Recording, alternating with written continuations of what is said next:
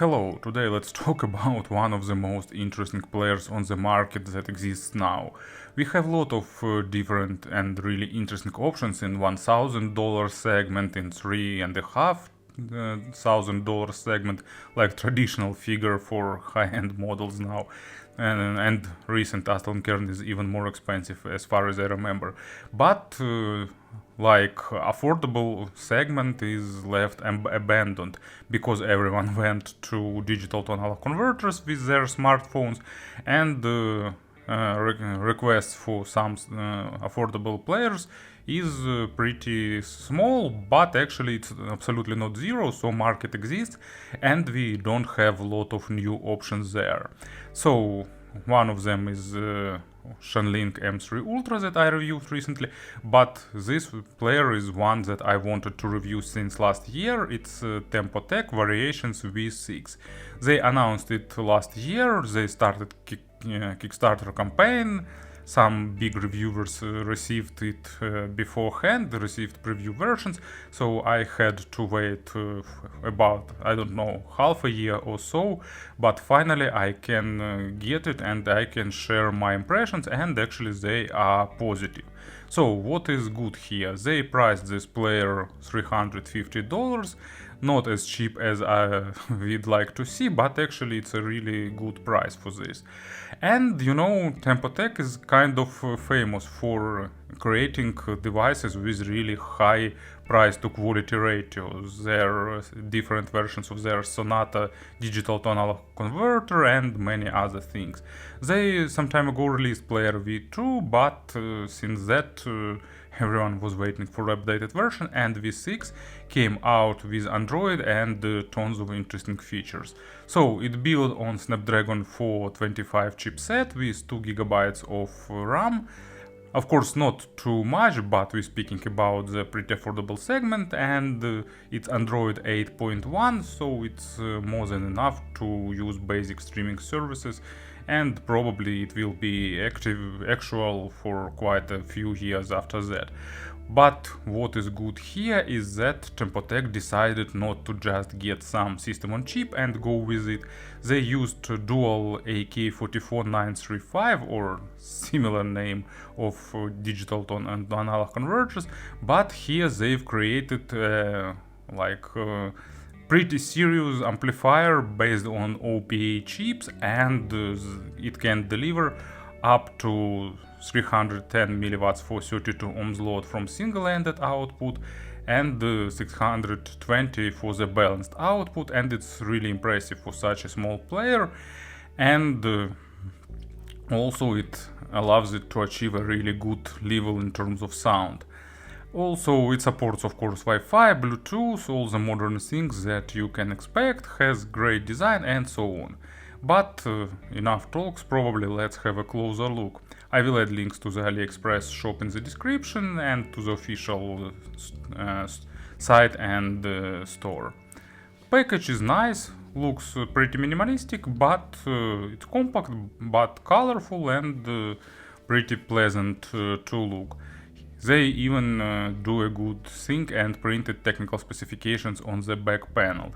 If you want to learn more about them, you can pause video now, but actually it's really nice figures. Inside there is traditional black cardboard box, and here we're getting player itself. Underneath some papers, maybe protective screen. Yeah, they put additional screen protector, but actually screen protectors were already applied from the factory. You can see that there are rounded corners on the square back part of player, so really good.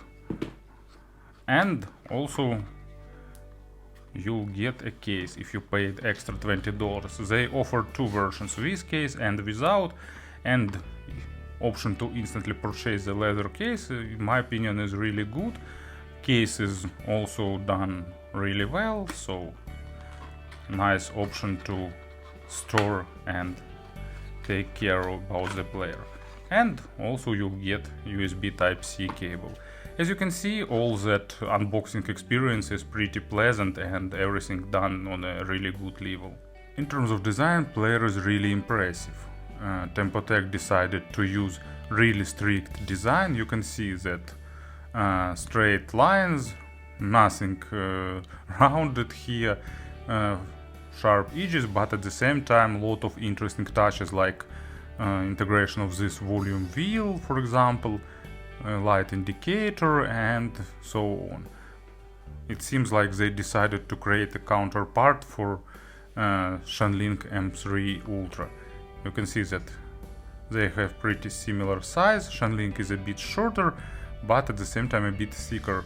But weight is about the same. Control layout bit different, but still on par. And actually it's really slim, really pocketable, so that's a good idea for those who want to carry it in some jeans pocket or something like that. So here we've got micro SD slot. It has 16 gigabytes of flash memory, but only about 11 is available for user, so it's mainly it should be considered as memory for the software and some programs. On the top side we have nothing, and on the right side we have plenty of different controls.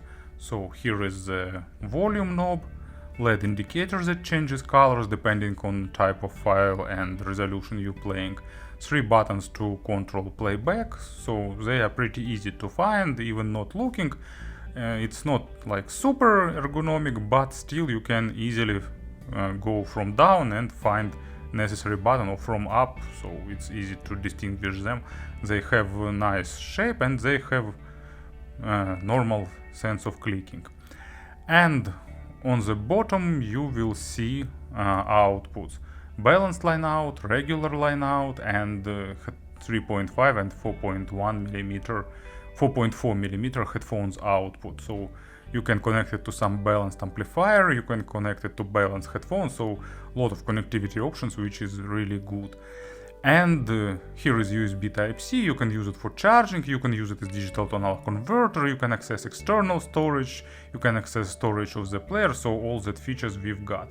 It supports quick charge third version, so you can power it, can charge it fully pretty fast, so 1 hour gives about 70% of charge, and about an hour more gives you 100% charge, even a bit less than 2 hours.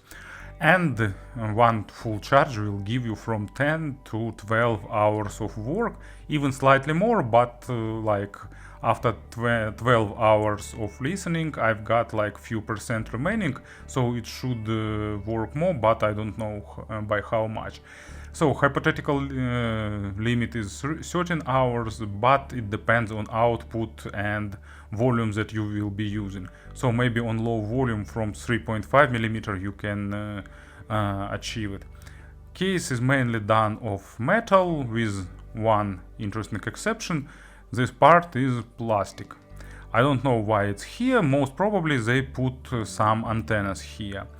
And the front and back panel have a glass-like cover. Of course they gather fingerprints, especially that protective film that is applied, but still looks pretty nice in my opinion. I like their strict and really straight to the point logo and design. And on the back side you can see that it supports DSD, MQA, MQA16X, and so on.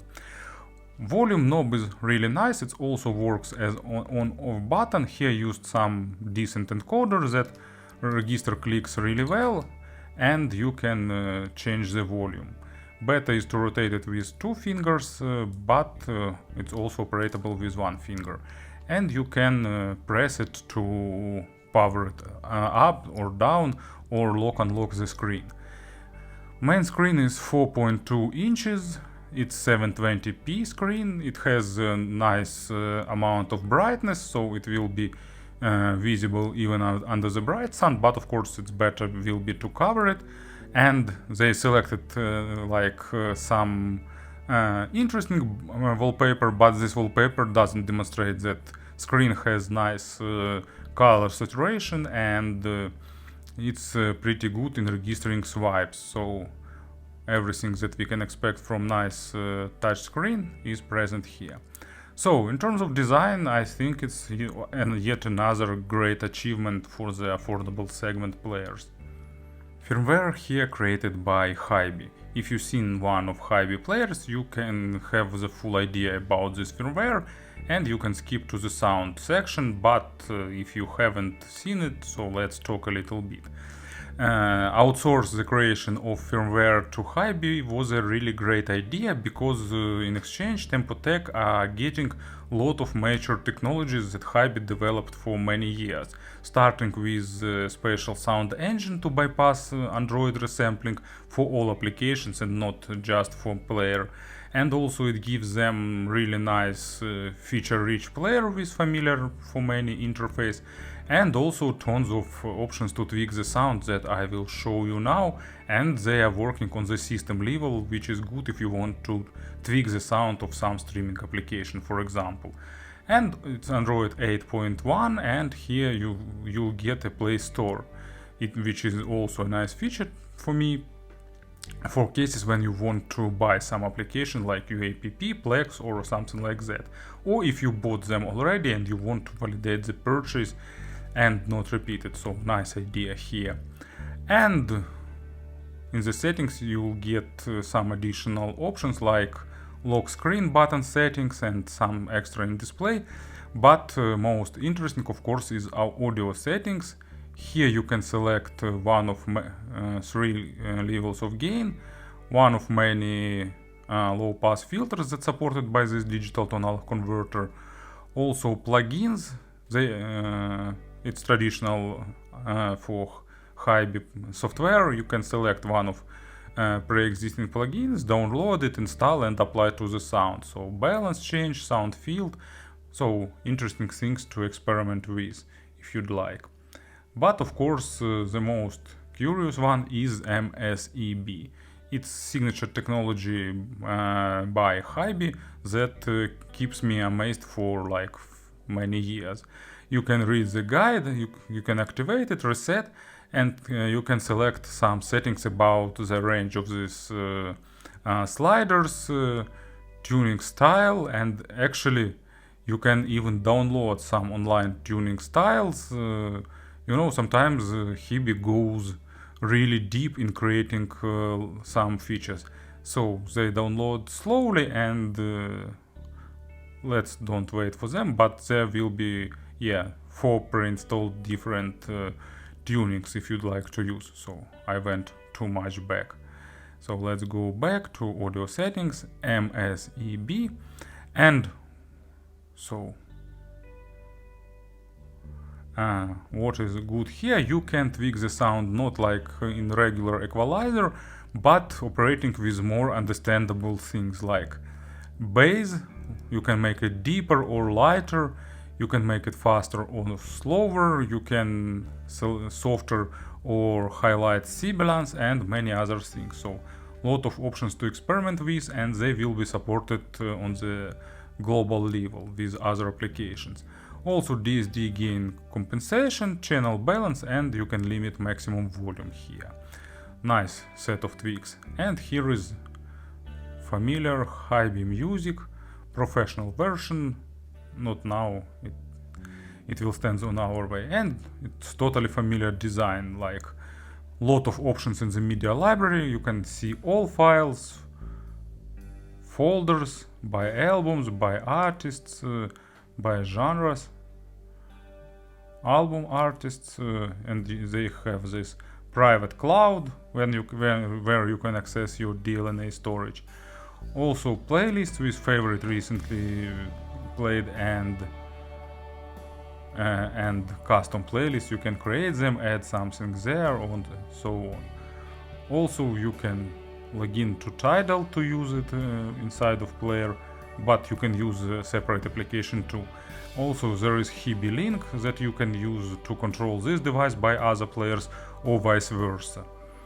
And search, so as you can see, really modern media library with tons of different options.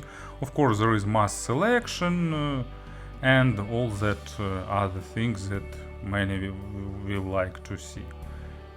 So let's select some track and let's see now playing screen.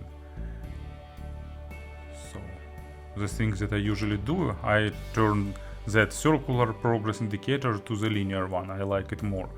So here you can see the cover of the album, also additional menu here with basic operations for it.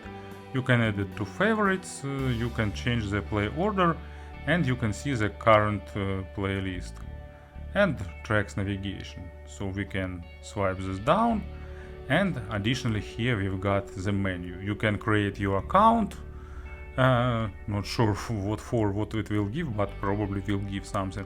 You can transfer music here by Wi-Fi. It's not a good idea for whole albums, but for 1 or 2 tracks it will be nice.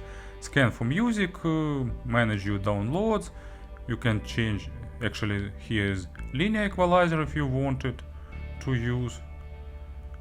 You can change the skin, actually default, green one, also traditional black, so, or you can even create some custom one if you'd like. So there are some options to play with. For example, we can change it to back. Equalizer, MSEB, it's separate one on the player level. Also plugins, you can see that some things are duplicated because they work on the system level and on the player's level.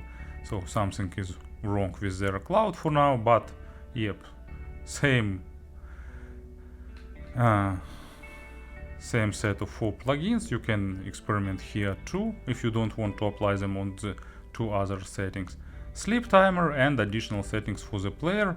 Actually a lot of them, but they are pretty explanatory and you can read the information about them and tweak them whatever you need. So as I've promised, as I've said, really a lot of different sound tweaking options, and in my opinion it's great. And of course about the sound. So let's put some earphones on the table for illustration purpose. Today it will be FIO FH15 that I will review sometime soon. And you know, in terms of sound, this player became a pleasant surprise.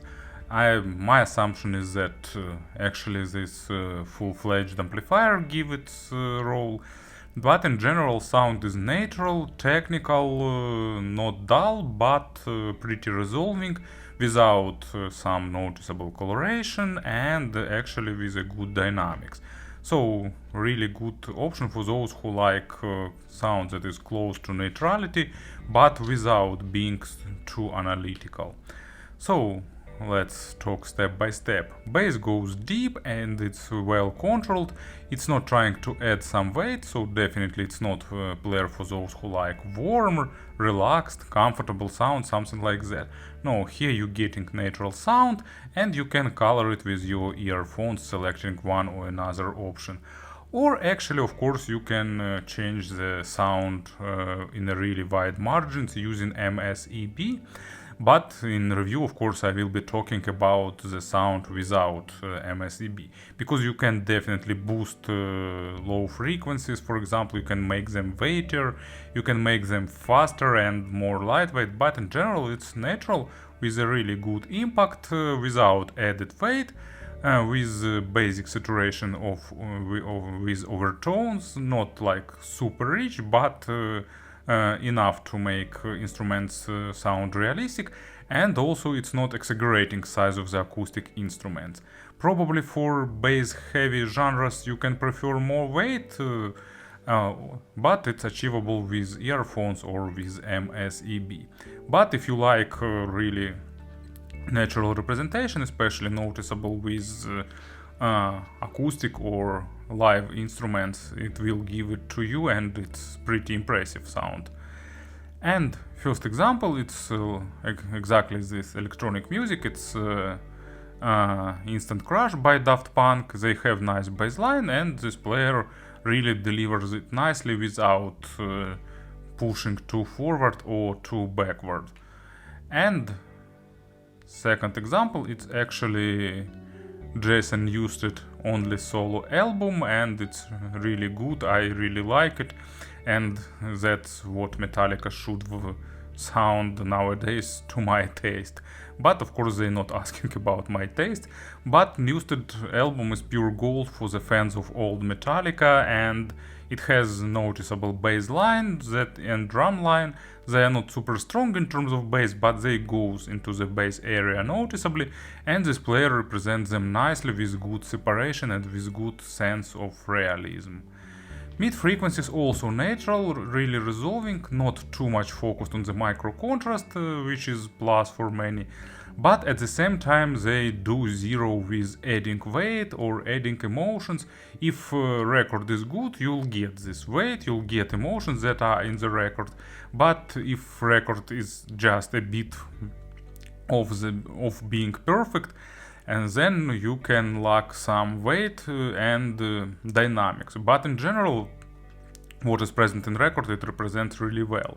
And of course you can add more weight on mid frequencies easily too with different tweaks, but stock version is like, it's not lightweight, but it's not adding weight. And imaginary stage pretty impressive, like roughly speaking it's somewhere on $800 device. Of course it's really bad way of estimating because there are different devices, so I want to say that stage is sounds pretty expensive. Of course it's just a metaphor because we don't measure sound by price, but it's spacious with really good depth layering. They are not separated from each other one completely, and they have really natural transition in terms of depth, and it has really well defined sources of sound with perfect borders, edges. It's not diffuse in any way, and it's a good positioning. It's not trying to make stage huge when it's not necessary, but at the same time it just positions them really in a really realistic way. Good representation of vocals and instruments, but it requires a really good record, or some equalization could be an option, or finding some earphones too. And the next example for the mid frequencies, it's Pain of Salvation, Chain Sling, one of their most famous classical tracks, and it's actually not really heavy, but they have a lot of different instruments, interesting vocal, and all of that requires good technical performance, and it's perfectly what this player is created for. And the second example for the mid frequencies, it's just another classics, Queen, Innuendo. It's music saturated with everything, good synthesizers, that signature Roland sound, and a lot of different effects, changes of style, some kind of flamenco and operatic vocal, and many things that we like in Queen's songs. And this player represented really good. Not perfect, of course, but on a really good level. And the treble is another surprising point. It has a really good extension. It even shows a basic layering, which is pretty nice in this price range. So it's not a player for those who want soften or comfortable treble. Of course, I'm still speaking about the stock sound, so I need to stop repeating that. So keep in mind that you can change a lot of stuff here with MSEB. It has proper attacks and decays, nice amount of overtones. Not of course at the level of some expensive players, but enough to give instrument sense of realism. Of course, it's lacking a bit of that airiness that defines the geometry of the room on the audiophiliac records, but still really good sounding treble, not too harsh, but at the same time definitely not recessed. And now let's go to examples. First one is Hosanna from Jesus Christ Superstar. It's a pretty treble saturated track. I think it was composer's idea to make it bright in terms of sound and in terms of emotions. So chorus goes pretty high, and instrument goes really high to the frequency area, and this player deals with it unexpectedly good for its segment, delivering nice amount of details and saturation. And another example, of course, it's also classics. It's A Day in the Life by Beatles. You probably understand why it's here. A lot of interesting instrumental ideas, and especially that famous final chord that is present here. All that requires nice treble performance, and this player gives it to the listener. Another good thing, it's actually drivability. From one hand, it shows a really black background with sensitive in-ear monitors. Background noise basically inaudible in vast majority of cases, and it's really good in controlling that light load, that tender load, let's say so. From another hand, it can drive even 300 ohm headphones like Sennheisers, for example. Of course, it's not its main job, and some desktop setup can do it better, but actually it drives them like 4 stars out of 5, which is a really good result in my opinion. So even some tougher than average headphones also won't be an issue for this player, and in my opinion it's a great achievement here. Speaking about the comparisons, it has just one competitor, and that's M3 Ultra, but to make things easier for potential buyers, and for me they are like polar opposites in terms of sound, because Sling is more on the weighty side of things, more musical, a bit less focused on the micro contrast with more comfortable treble, and this one is like more natural, more analytical, so it's just two different approaches to the sound. Both are great, but it's a matter of what you prefer. And Sling also offers less powerful amplification, but more powerful chipset, meaning more fluid and fast UI and newer Android version. So you need to select what is more important to you. I don't think it makes sense to compare it with non-Android players like Hybe R3 series, or I don't know, Heidi's one, because they are more affordable and they lacking a lot of features, so this is device for those who definitely need Android. And more expensive options like Hybe's R5, it's a bit more tight and a bit more weightier compared to this player.